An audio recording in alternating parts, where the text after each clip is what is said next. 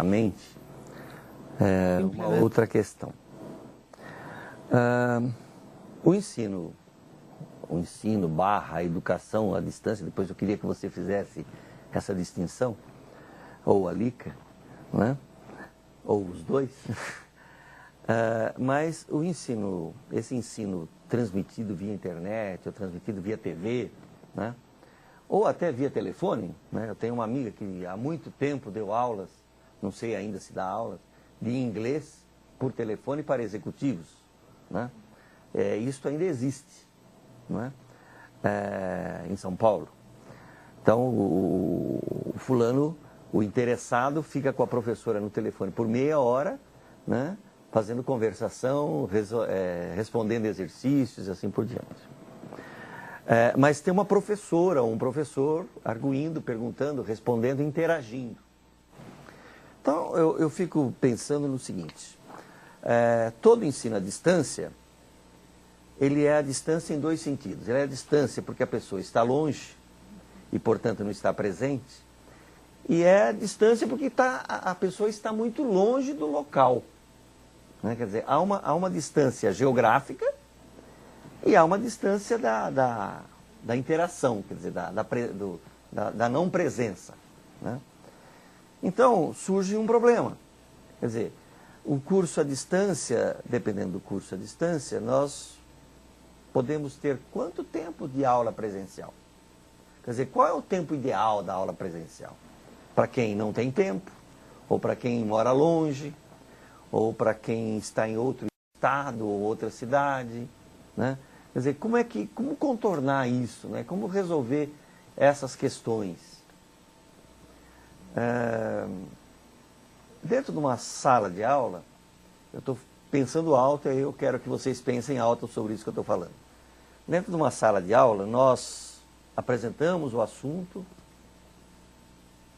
retomamos o assunto, voltamos ao assunto, perguntamos para o aluno sobre o assunto, o aluno pergunta, enfim, você cria uma dinâmica, dependendo do professor, é claro, e também dependendo dos alunos. Então, quanto melhor for o aluno e melhor for o professor, melhor é a aula, não é? Mas tem essa dinâmica que é muito forte, né, por causa da presença física, né, e, portanto, da oportunidade que o aluno tem de aproveitar melhor o conteúdo que está sendo passado. No ensino à distância, isto não é assim, quer dizer, não é possível ser assim, ou talvez seja, não sei, né? Eu estou me lembrando que eu participei de umas aulas piloto aqui da Faculdade de Educação, há alguns anos atrás, em que haviam alguns temas de algumas disciplinas, eu participei de uns temas de geografia, e a informação era passada via TV, né, por um sistema de teleconferência, desculpa, via TV não, mas por teleconferência, e via internet se fazia a interatividade. Mas em cada sala de aula tinha um professor, chamado de monitor, mas era um professor. Né? Então eu queria que vocês falassem um pouco sobre isso. Podemos começar pelo Júlio, para mudar a sequência, e depois a Lica. Eu acho que tem uma questão que é fundamental, Jurandir, que é a diferença entre ensino à distância e educação à distância. Quando está se pensando, acho que na Universidade de São Paulo, uma educação à distância que não se contenta-se mais com a ideia de que só conteúdo resolva a formação do aluno. Tá. E é exatamente uma tentativa de manter o que nós temos aqui como fundamento da prática nossa de formação na graduação, e claro que na pós também em certo sentido. Nós vamos focar na graduação. E aí o que se coloca como importante é que o aluno não só cursa as disciplinas, mas ele vive esse ambiente universitário. E sobretudo esse, que é dos mais férteis do mundo, né, vamos assim colocar, a Universidade de São Paulo, que é a possibilidade de frequentar eventos, que é a possibilidade de realizar iniciação científica, que é a possibilidade de participar de projetos de extensão. Então é muito mais do que só o espaço da sala de aula. Então por isso que eu acredito que o melhor não seja só o ensino à distância, mas algo mais amplo do que isso, que é a educação à distância. Agora, é claro que isso cria mil dificuldades, como você colocou. Às vezes um aluno muito distante, como que ele vai se colocar nesse universo para frequentar as aulas, para ler os conteúdos? Mas aí o que está se propondo hoje, no caso da Universidade de São Paulo, como na Unicamp, como na Unesp, é que se criem polos de formação, e esses polos de formação receberiam os alunos da região. Então esse aluno ele não poderia estar muito distante, porque ele teria uma parcela, que pode ser relativa a cada curso de graduação, de 20 até 40% em média, de frequência, ou seja, de aulas presenciais. Então ele teria que estar ali para realizar esse primeiro momento da formação. É claro que esse primeiro momento vai se dar ao longo do semestre, ou se daria ao longo do semestre, de maneira contínua. E junto ele teria que realizar o resto da carga horária. Esse resto da carga horária ficaria atribuída para as leituras, ficaria atribuída para atividades complementares, como redação de textos, como pesquisas. O que está se propondo como um elemento para ser discutido é exatamente a possibilidade de, em cada semestre do aluno, haver um tema gerador, ou haver um ponto de concordância entre as disciplinas, para que o aluno possa refletir, para além dos conteúdos fragmentados de cada uma das áreas do conhecimento que compõem esse curso de graduação. Então, é algo um pouco mais longe do que só o ensino à distância. É algo que se coloca como fundamental para uma formação intelectual, nos moldes do que a gente pensa como importante hoje na criação de uma autonomia do nosso aluno e da constituição dele como um futuro cidadão, inserido nesse mundo para discutir os problemas e os dilemas em que ele vive. Tá bem, Júlio, obrigado. Elica, qual é a sua percepção sobre isso? Então, eu lembro que na época que a gente lançou esse curso à distância, existia assim, muitos professores que foram contra, achando que iam perder o emprego, literalmente, professores de japonês. Uhum. E tive a oportunidade de participar de um simpósio internacional, e onde eu coloquei exatamente que o curso, justamente o curso à distância, no caso do japonês, não tinha essa pretensão nenhuma de competir com os cursos presenciais, mas que as ferramentas que hoje nós temos tecnológicas nos abriam possibilidades para justamente suprir outras demandas que não o presencial. Era um ponto. E que era necessário a gente pensar que mesmo nos cursos à distância, quem gera, o gerenciador desses cursos são os professores, né? Como o professor já também participou, né? Como gerenciador. Então, que não existem agora um perfil de professores talvez um pouco mais direcionados para utilizar essas ferramentas de um modo inteligente, no sentido do perfil, para ajudar a cumprir esse papel do ensino como um todo, como uma educação. No caso específico de língua japonesa, a gente não percebe ainda esses problemas que nós vamos enfrentar aqui na Universidade de São Paulo, né? Porque é um foco menor para quem precisa da língua japonesa, como instrumento de trabalho, então esse tipo de formato de ensino à distância não chega a gerar tantos problemas enquanto processo educacional, mas em relação aos professores que são contra, né, esse tipo de ensino, que são os que são 100% presenciais. Sim. Né? Eu queria completar uma coisinha que eu acho que é importante, ainda da sua pergunta, Jurandir, que é em relação a esse espaço da sala de aula. Esse espaço da sala de aula que permite a geração das dúvidas e a constituição de respostas possíveis ou retomada de conteúdos, a mim me parece que o ensino, a educação à distância, ela tem muito mais até a contribuir. Porque é exatamente aí que nós temos a possibilidade do aluno rever a aula, aprofundar questões. Às vezes o aluno na nossa aula não teve tempo para ler o texto e ele vai ler só a posteriori. Nesse caso ele pode ler o texto, retomar a aula, pode aprofundar as questões e pode gerar as dúvidas no primeiro momento, no segundo, no terceiro e enviar ao professor. enviar ao tutor. E aí ter respostas diretas para ele, e isso constitui um banco de dados de dúvidas sobre aquele texto, sobre aquele tema, sobre aquele conteúdo. E às vezes o professor vai deixar uma resposta que fique para aquela turma, mas que fique para as posteriores. É claro que isso cria uma situação muito diferente da que nós vivemos hoje. Por exemplo, nós podemos ter as aulas presenciais, podemos ter as aulas gravadas e que ficam como estoque, uma biblioteca de aulas, como nós podemos ter palestras que vão ficar, claro, como uma biblioteca, mas que são dadas todas as vezes em que o curso se repetir. Isso cria uma situação muito diferente em termos até mesmo do que vai ser requerido de nós em termos de carga horária. Agora, é claro que essa universidade que nós vivemos, eu não acredito que ela vá permanecer por muito tempo. Nós estamos vivendo um momento exatamente de introdução cada vez maior da tecnologia, que é para assessorar exatamente a nossa prática pedagógica, nos liberar até para mais tempo para a pesquisa, para a leitura, para as orientações. E é claro que nesse futuro, uma boa parcela do que vai ser liberado de carga horária de sala de aula, nós vamos ter que nos colocar para resposta aos alunos em relação às dúvidas que vão ser geradas. Agora, para que caminho nós vamos seguir? É difícil dizer. Deixa eu fazer um corte aí na sua fala e lembrar um pouco uma palestra que eu ouvi uma vez de um psicólogo especialista em educação. Eu não me lembro mais o nome do professor, que isso já faz muito tempo. Mas em algum momento eu me lembro claramente que ele disse assim na palestra: olha,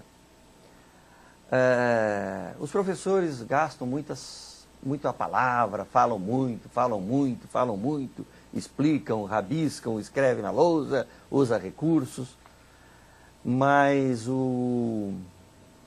nós, os humanos, aprendemos muito pelo visual. E ele afirmou assim: 80% do que nós aprendemos é aquilo que a gente consegue ver e que consegue acontecer nas nossas vistas.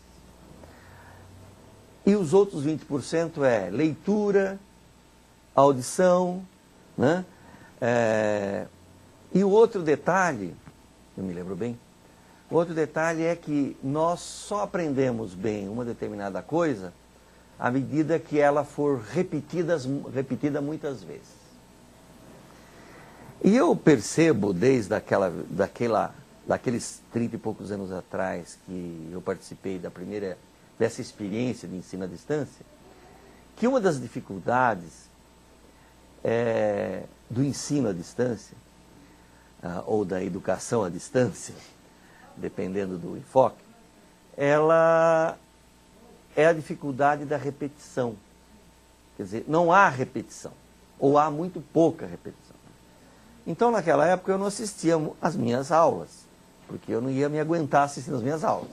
Mas, às vezes, eu pegava uma aula de física e achava a aula de física, que coisa boa, tá muito bem, entendi tudo. Né? Ou de matemática, que são os exercícios bem didáticos. Mas, sumia. Ou seja, desaparecia logo em seguida, não ficava na memória, não memorizava. Então, isso é um problema. Isso é um problema a ser superado no ensino à distância. Como é que vocês veem isso? Lica, como é que você vê isso, Júlio? Primeiro a Lica agora, vamos. No caso do ensino à distância, a pessoa quando compra um módulo, ela pode assistir 3 vezes. Ou durante, acho que, não sei se é 60 ou 90 dias. Parece que tem mas isso aí, justamente esse período, aí já entra na parte comercial do formato de vendas. Mas realmente essa repetição, o fato de você poder assistir 2, 3 vezes, eu acho que é muito importante realmente para poder assimilar. Que no presencial, como o professor Júlio comentou, eu também acho que quando nós estamos num curso presencial, a gente tem essa interação com o aluno e tem essa carga emocional que a gente passa e cria-se um vínculo muito forte que, infelizmente, acho que nos cursos da distância, por mais que a tecnologia esteja aí, é difícil você ter essa interação. Porque uma coisa é você escrever para o monitor, perguntando e ele te respondendo, e a outra é ele ouvir, estar em contato com esse monitor, presencial, né? Então eu acho que por mais que a tecnologia realmente esteja aí, esse fator ele não vai conseguir suprir de maneira nenhuma. Então os cursos... Ele pode ser atenuado, pelo menos. Mas assim mesmo eu acho que ainda o presencial ele é muito mais importante, porque quando se fala em ensino ou em educação, a gente tem que ver que é completo, né? O ser humano como um todo. Então a parte informativa a gente pode até conseguir suprir, mas essa outra parte não. Né? Eu acho que fica sempre faltando alguma coisa. E Júlio? Você sabe que a sua pergunta me tranquiliza ainda mais, viu, Jurandir? Ah, é? Na ideia de que a educação à distância ela é realmente algo que se coloca como fundamental para o futuro.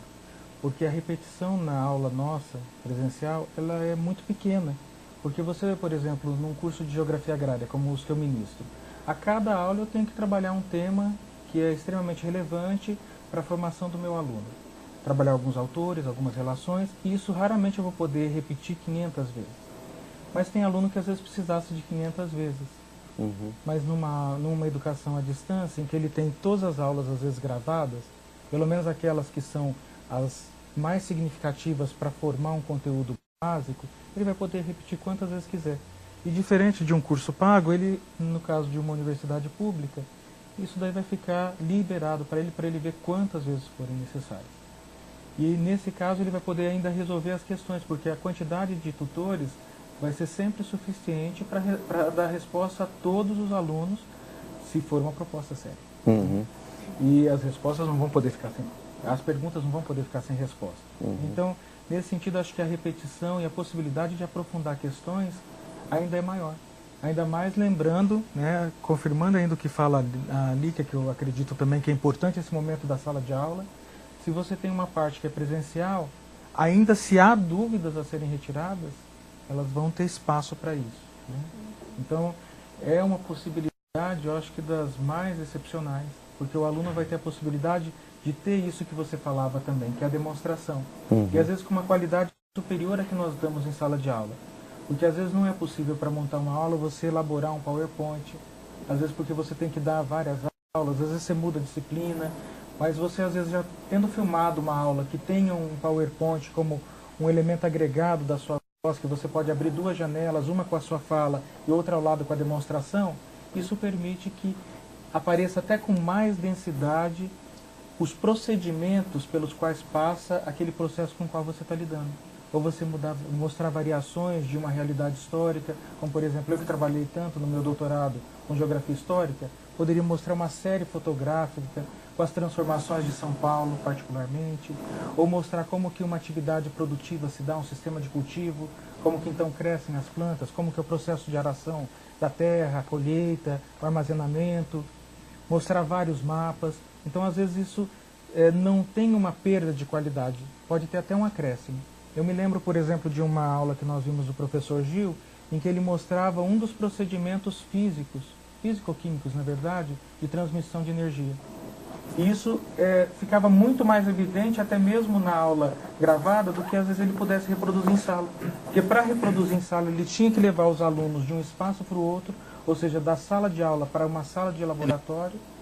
Isso era perda de tempo, era a possibilidade de dispersão. E aí você tem, no caso de uma aula gravada, tudo isso junto. Eu lhe perguntaria, será que em sala de aula você tem um aluno lá o tempo todo? No caso de uma educação à distância, o aluno é obrigado a estar no momento em que ele se coloca para estudar. E hoje nós temos um sistema de informática muito desenvolvido, que pode até capturar quanto tempo de dedicação cada aluno está tendo. Agora, é claro, ele pode abrir o computador e efetivamente não estudar, mas ele vai ter que dar respostas. E se ele não der respostas a certos textos, ele pode ficar sem o credenciamento daquela carga horária, que ele vai ter que cumprir. Ele é obrigado, às vezes, a uma bibliografia, coisa que às vezes em sala de aula a gente não consegue fazer, como professor. Porque às vezes o aluno consegue driblar minimamente essa situação de obrigatoriedade da leitura. Sim. Mesmo na hora da Você prova. está afirmando, você fez uma afirmação agora, que me deixou um pouco preocupado. Preocupado em bom sentido. Me parece então que uma aula de ensino à distância, ela é mais, para ser transmitida, ela é muito mais Completa. e mais difícil, e mais sofisticada, e que mais trabalhosa? Eu acho que uma aula à distância ela é mais trabalhosa porque ela requer mais elementos para você completar toda a explicação. Ela não pode ser feita de maneira aleatória. Não pode ser um professor que não se preparou, jamais. Não que aqui aconteça isso. Quer dizer que na aula presencial... Não que isso aconteça aqui. Mas, de qualquer maneira... Mas alguns professores podem não se preparar para presencial.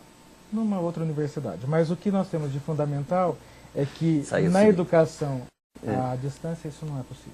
Sim. Porque o professor ele tem que ter preparado bem o conteúdo, ele tem que ter elaborado exercícios, ele tem que ter organizado o processo de demonstração, ele tem que ter pensado com muita qualidade na redação do texto que às vezes ele vai dar de instrução para o seu aluno. Ele tem que pensar muito bem na forma como ele vai proceder à avaliação. As questões uma aula à distância não é um professor, é uma equipe. Na verdade é uma equipe, não pode mais ser um professor. Não é um professor. A aula presencial quase sempre é o professor. E às vezes com saliva e giz só. Saliva e giz. E aí com instrumentos ainda muito rudimentares. Eu me lembro, por exemplo, de uma fala da professora Raquel Gleiser, do Departamento de História dessa universidade, dessa faculdade, em que ela falava que nós temos ainda uma estrutura que é, no máximo, do século XIX, que remonta, na verdade, desde o século XVI até agora, né? Século XIX até agora. Que é uma aula que está ainda muito vinculada à lousa, giz e saliva. Não se alterou. Unidirecional, né? Exatamente. Agora, não que as outras não tenham densidade, não que uma aula presencial deva ser jogada fora, não é isso. É que a outra, ela nos obriga a uma utilização de outros instrumentos e às vezes mais ricos. Claro que hoje nós temos um data show, podemos fazer uma aula também desse nível de densidade, de demonstração, né, de complementação, mas não é o que vai, de maneira geral, ser o comum nas nossas aulas aqui, nem aqui na Universidade de São Paulo. Agora vamos pensar em outra coisa. Outra coisa não, outras situações.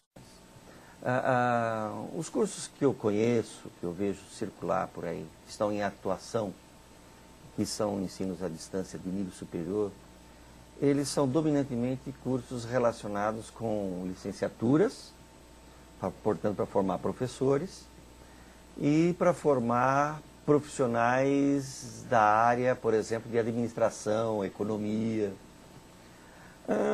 Será que cursos à distância, de nível superior, para engenharia, por exemplo, ou para medicina funcionaria? Você sabe que... Eu gostaria de primeiro ouvir a Lica. Então tudo bem. Depois você. Eu acho que o ensino à distância, nesses cursos específicos, medicina, engenharia... veterinária. Seria acho que só como uma complementação. Porque a tecnologia ela faz fazer as conexões, a multidisciplinaridade. Então, se o professor ele é especialista numa certa área e ele precisa fazer relações dessa área com outras, justamente essa relação ele poderia fazer via um material reservado, como arquivo, via distância. Porque isso ele complementa a aula que ele está dando e dá uma visão mais generalista, mais geral da própria matéria, ampliando o conhecimento do aluno. Eu não consigo imaginar um curso de medicina totalmente à distância, não sei. Eu não conseguiria dizer... Então vamos ouvir o Suzuki, que eu acho que ele vai achar que pode. Vamos ver. Você sabe que aí eu acho que você tocou num ponto nevrálgico, que é exatamente o quanto que os cursos são distintos.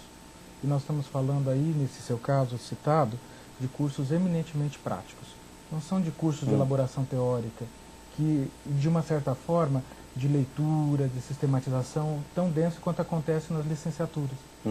Nessas, eu acho que a carga horária à distância pode ser maior e a parte presencial menor. Mas não que não possa haver uma parte da carga horária à distância mesmo nesses cursos mais experimentais. Uma parcela poderia ser à distância, mas não na mesma proporção. Porque a parte de laboratório tem que ser muito densamente praticada, né, realizada, porque como que você vai treinar o corte com uma certa incisão num corpo humano ou num corpo de qualquer outro animal? Você precisa ter a prática. E no nosso caso, o nosso métier mais denso, no caso dos licenciados, é exatamente o da leitura e da escrita. Esse você pode fazer um pouco mais distante do professor, né? Esse você pode se constituir passo a passo como autodidata e ter uma autonomia intelectual diferente em termos de formação e da carga horária que é dada para você presencial, do que acontece com essas áreas que são mais aplicadas, né, e que são de formação mais experimental.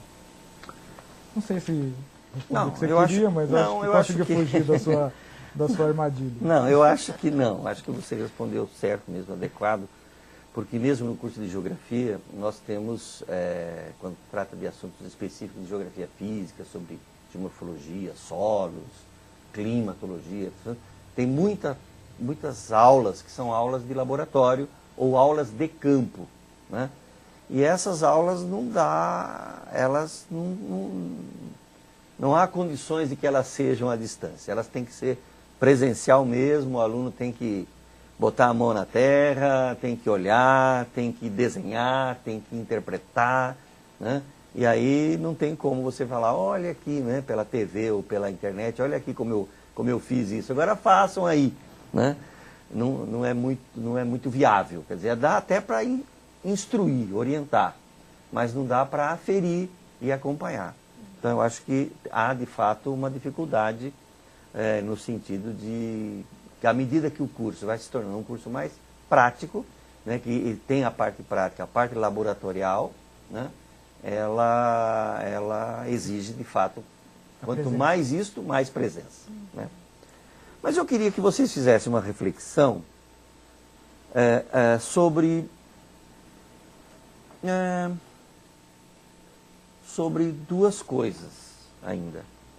Uma sobre a questão se o ensino à distância é uma forma, educação à distância, formal, né? Educação formal à distância. É um modo de se socializar o conhecimento, de democratizar, se quisermos usar um outro termo, democratizar a informação, ou se é um modo de banalizar a informação, né? E se isso também é um modo de diminuir custos, né, com a mão de obra, digamos assim, do intelectual professor.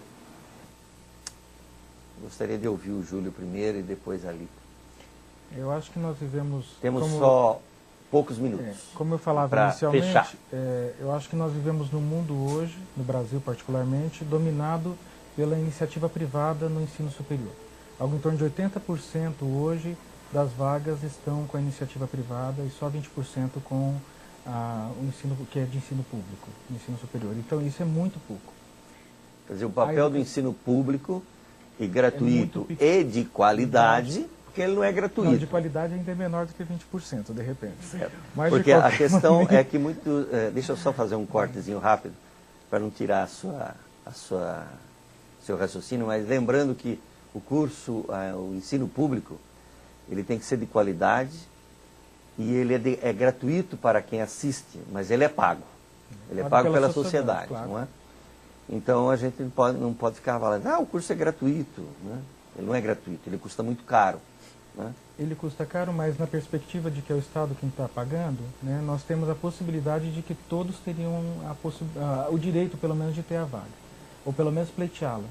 Agora, numa situação como a nossa, da Universidade de São Paulo, em que nós temos algo em torno de 10, 12 mil vagas a cada ano, isso é muito pouco para uma clientela que é muito maior, ou para uma população que gostaria de estar nesses bancos aqui universitários, é muito maior. Pelo menos uns 120 mil, né? 10 vezes mais do que o número de vagas que são oferecidas. Que seja exatamente isso que é a concorrência, né, da FUVEST. Mas o que nós temos aí de fundamental é o quanto que a educação à distância ela permitiria uma ampliação dessas vagas. E permitiria, não em qualquer condição, porque a Universidade de São Paulo jamais entraria com o risco de fazer uma educação de qualidade inferior, mas uma educação com qualidade densa como a que nós fazemos aqui. O que temos a intenção de fazer, pelo menos. Não é? Lica, para terminar, porque temos que encerrar o tempo.